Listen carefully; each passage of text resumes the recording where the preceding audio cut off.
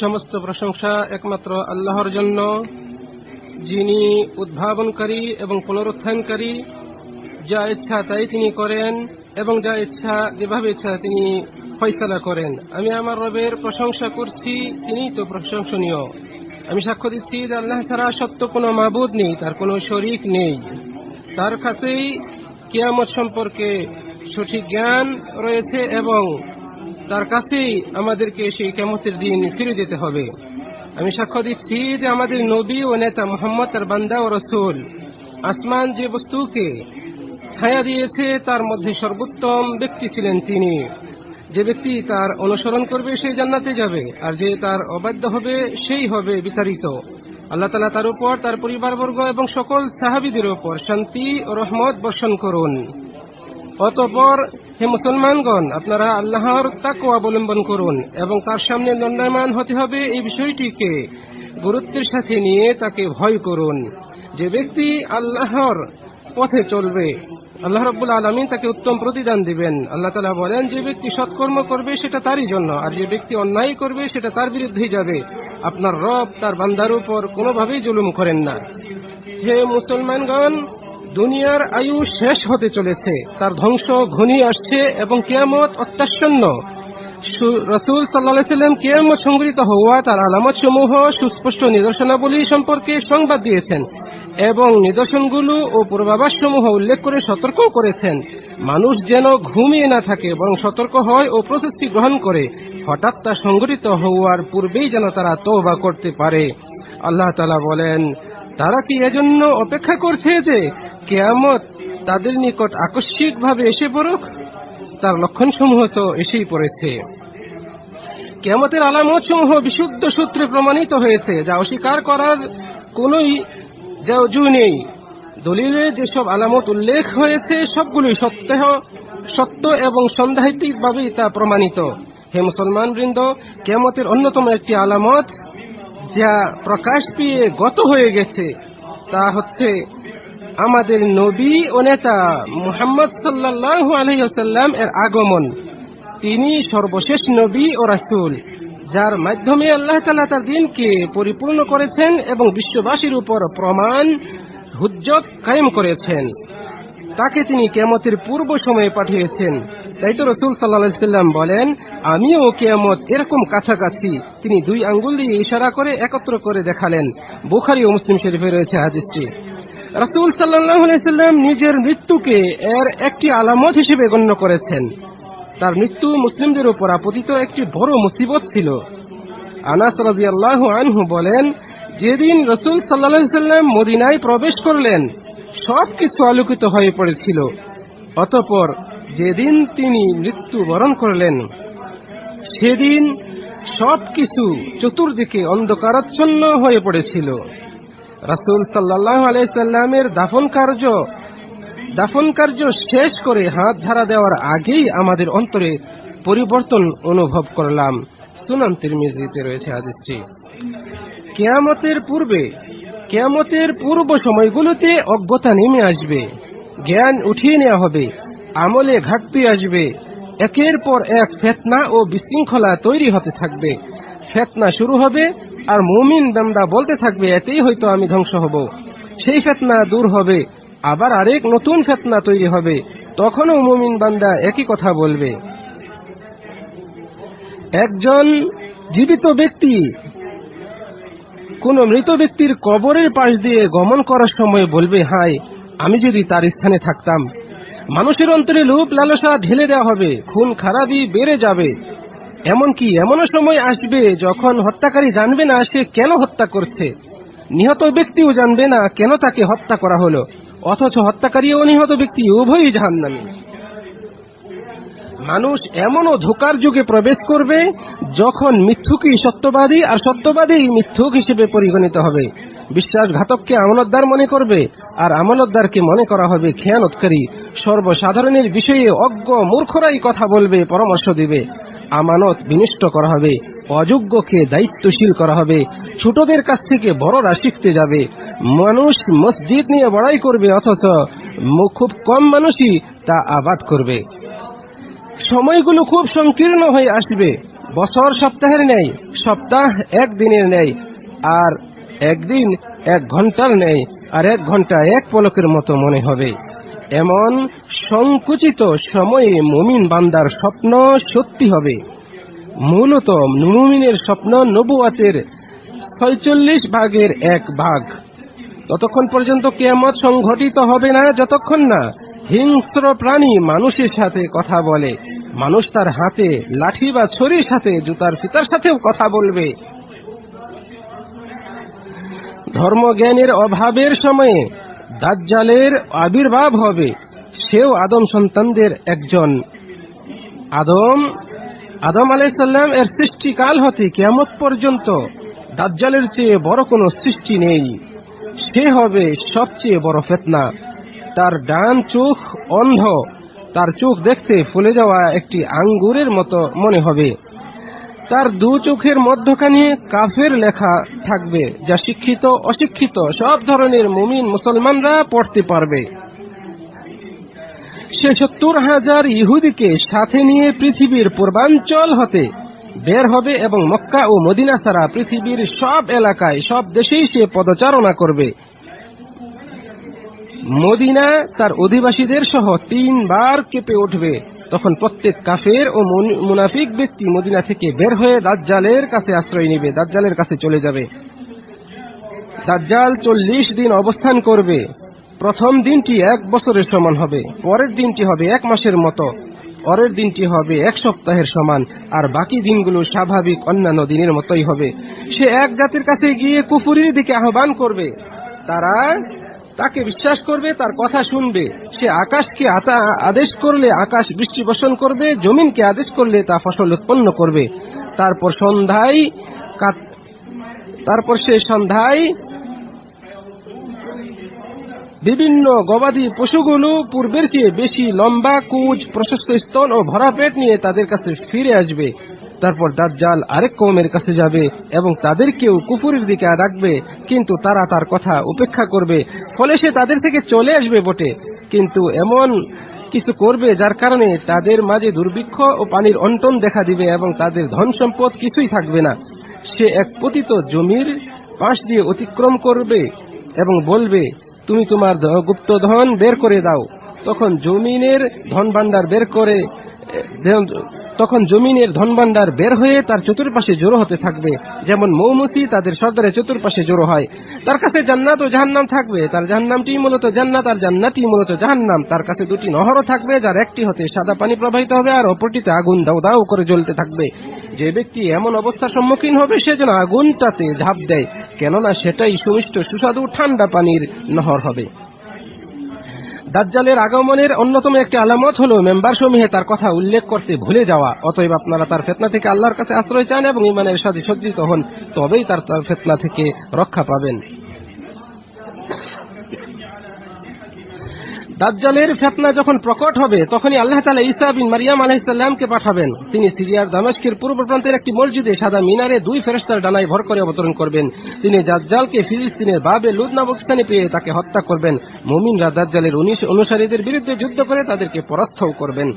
ঈসা আলাইহিস সালাম ন্যায়পরায়ণ ইমাম ও শাসক হিসেবে আগমন করবেন। তার শাসনামলেই আল্লাহ তাআলা ইয়াজুজ ও মাজুজের দলকে বের হওয়ার অনুমতি দিবেন। তারাও আদম সন্তান ও আদম ও হাওয়া আলাইহিস সালামের বংশধর। তাদের সংখ্যাধিক্যতা ও প্রভাবশালীতার কারণে তাদেরকে এই নামে অভিহিত করা হয়। অতঃপর তারা সেই প্রতিবন্ধকতাকে ভেদ করবে যা জুলকারনাইন নির্মাণ করেছিলেন। তারপর তারা বেরিয়ে আসবে ও প্রত্যেক উঁচু ভূমি হতে ছুটে আসবে। তারা কোনো জলাশয় পেলেই তা থেকে পান করে সাবার করে ফেলবে। সামনে যা পাবে তাই ধ্বংস করতে থাকবে। তাদের প্রথম দলটি তাবারিয়া উপসাগর অতিক্রমকালে তার সমস্ত পানি তারা পান করে শেষ করে ফেলবে। তাদের শেষ দলটি এই স্থান দিয়ে অতিক্রমকালে বলবে, নিশ্চয়ই ইতিপূর্বে এখানে পানি ছিল। মানুষ তাদের ভয়ে পালাতে থাকবে, আর এদিকে তাদের বাড়াবাড়ি ও দাম্ভিকতা আরো চরম পর্যায়ে পৌঁছবে ও তারা বলবে, আমরা তো দুনিয়াবাসীদের ধ্বংস করেছে, এবার চলো আকাশের অধিবাসীদের ধ্বংস করি। তারপর তারা আকাশ অভিমুখে তীর নিক্ষেপ করতে থাকবে, কিন্তু আল্লাহ তাআলা সেগুলোর রক্তে রঞ্জিত করে তাদের কাছে ফেরত পাঠাবেন। আল্লাহ তাআলা এদের ঘাড়ে মহামারী রূপে এক ধরনের পোকা পাঠাবেন। ফলে তারা এমনভাবে ধ্বংস হয়ে যাবে যেন একটি প্রাণীর মৃত্যু হয়েছে। পৃথিবীর এক বিকট পরিমাণ জায়গায় খালি পাওয়া যাবে না যেখানে তাদের পচা রক্ত মাংস ছড়িয়ে ছিটিয়ে না থাকবে। অতঃপর আল্লাহর নবী ঈসা আলাইহিস সালাম ও তার সাথীরা আল্লাহর কাছে দোয়া করবেন। আল্লাহ তাআলা তখন এক প্রকার পাখি প্রেরণ করবেন যারা এগুলোকে তুলে নিয়ে কোথাও নিক্ষেপ করবে। অতঃপর আল্লাহ তাআলা এমন বৃষ্টি দিবেন যা সব ঘরবাড়ি ও জমিনকে ধুয়ে দিবে। তারপর জমিনকে বলা হবে, তুমি তোমার ফল ফলাদি উৎপন্ন করো এবং তোমার কল্যাণ ফিরিয়ে দাও। তখন পরিস্থিতি এমন হবে যে একটি ডালিম একদল লোক খেতে পারবে, একদল লোক এর খোসার নিচে ছায়া গ্রহণ করতে পারবে। দুধেও এমন বরকত দেওয়া হবে, একটি উটনির দুধ একদল লোক পান করতে পারবে, এক গাভীর দুধ এক গোত্রের জন্য যথেষ্ট হবে, এক বকরির দুধ এক ছোট দলের জন্যও যথেষ্ট হয়ে যাবে। পৃথিবীতে তখন শান্তি ও নিরাপত্তা বিরাজ করবে, এমনকি উট ও সিংহ একসাথে চড়ে বেড়াবে, বাঘ ও গরু, নেকড়ে ও ছাগল এক ঘাটে থাকবে, শিশু ও সাপ একসাথে খেলবে, কেউ কারো ক্ষতি করবে না, হিংসা ও বিদ্বেষ থাকবে না।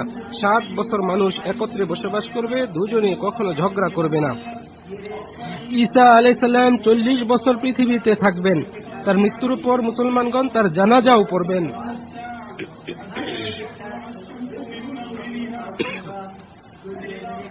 সূর্য পশ্চিম দিক থেকে উদয় না হওয়া পর্যন্ত কিয়ামত সংঘটিত হবে না। পশ্চিম দিকে সূর্য উদয় হওয়া দেখে সকল মানুষ ঈমান আনবে, কিন্তু যারা আগে ঈমান আনেনি তাদের এই ঈমান কোনো উপকারে আসবে না।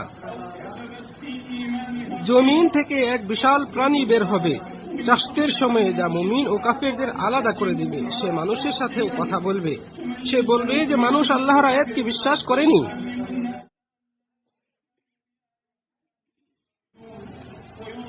আল্লাহ তাআলা প্রচন্ড ঠান্ডা বাতাস প্রেরণ করবেন। তখন পৃথিবীর বুকে যাদের অন্তরে ন্যূনতম ঈমান আছে তাদের সকলকে গ্রাস করবে এবং তারা মৃত্যুবরণ করবে।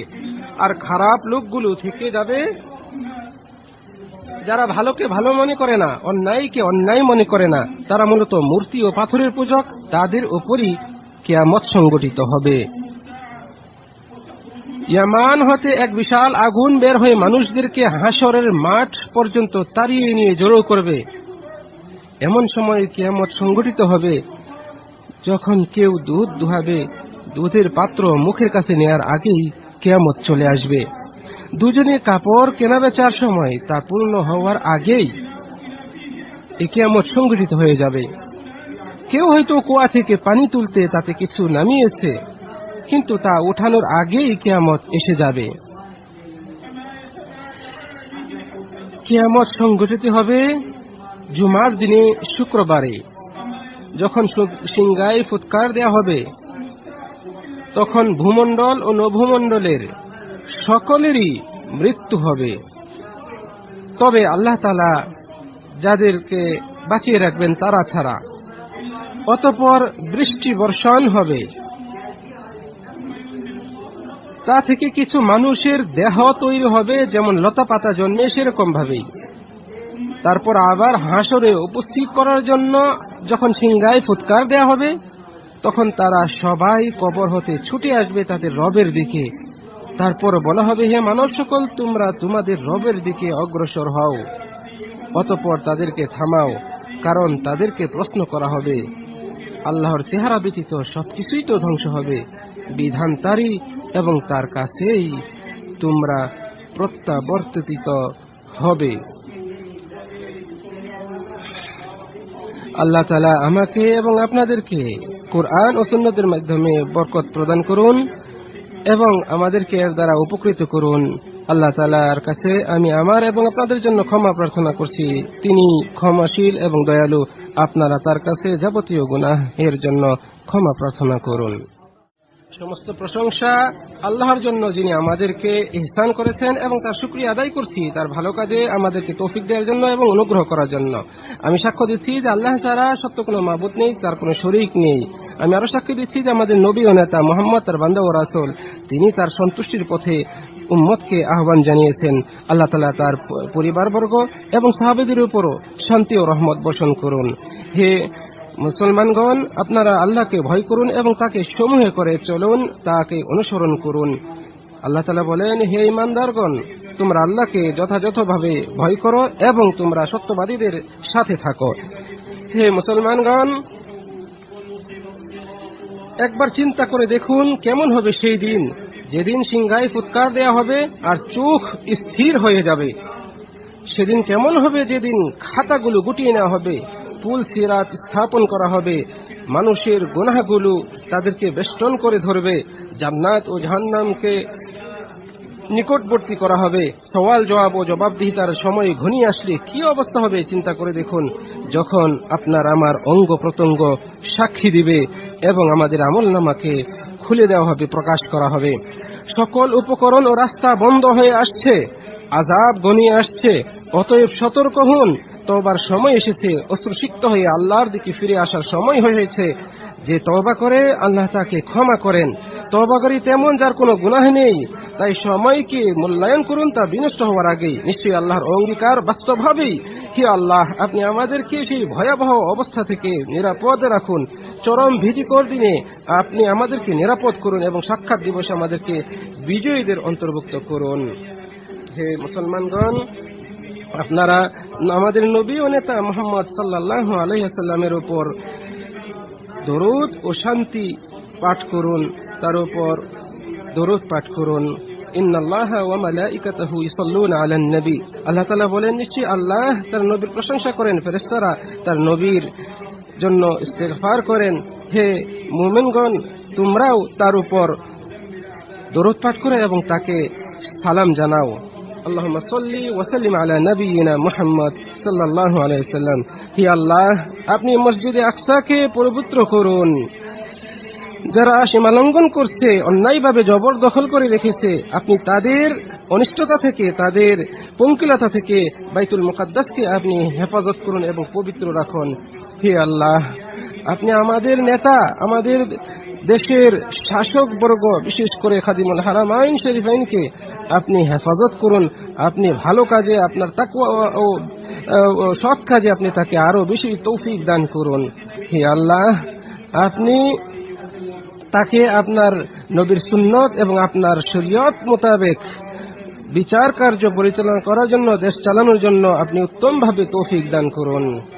হে আল্লাহ, আপনি আমাদেরকে দয়া করুন, আপনি আমাদেরকে রহম করুন, আপনি আমাদেরকে বৃষ্টি দিন, আপনি আমাদেরকে কল্যাণকর বৃষ্টি দিন, যে বৃষ্টির দ্বারা আমরা সকলেই উপকৃত হব।